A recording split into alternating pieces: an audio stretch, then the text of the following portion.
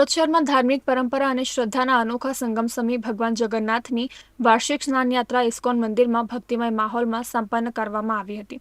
આ અવસરે ભગવાન જગન્નાથ, બહેન સુભદ્રા અને ભાઈ બલરામની પ્રતિમાઓને વિધિવત અભિષેક સ્નાન કરાવવામાં આવ્યું હતું।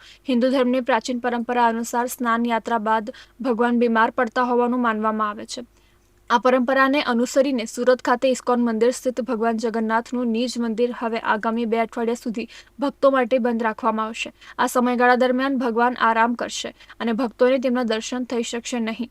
આ 2 અઠવાડિયાના વિરામ બાદ દર વર્ષે અષાઢી બીજ પર્વના શુભ દિવસે ભગવાન જગન્નાથજી મંદિરના દ્વાર ભક્તો માટે ફરીથી ખુલશે, જ્યાં અષાઢી બીજના પવિત્ર દિવસે ભગવાન જગન્નાથ સુરતની નગરયાત્રાએ નીકળશે અને હજારો ભક્તો તેમના રથને ખેંચીને શહેરના માર્ગો પર શોભાયાત્રા કાઢશે।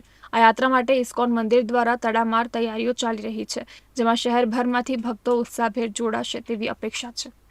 सारे भक्त लोगों को निवेदन करते हैं 27 जून शुक्रवार शाम को 3 बजे सूरत रेलवे स्टेशन से ये रथ यात्रा शुरू होगा।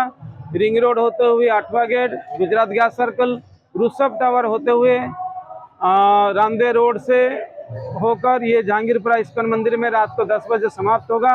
तो भक्त लोगों को निवेदन करते हैं, आप लोग आइए, जगन्नाथ बलदेव सुभद्रा को दर्शन कीजिए। आपका जीवन का सबसे बड़ा कल्याण यही है। तो 27 जून शुक्रवार शाम को 3 बजे याद रखिए और दर्शन करने के लिए जरूर पधारें। हरे कृष्णा।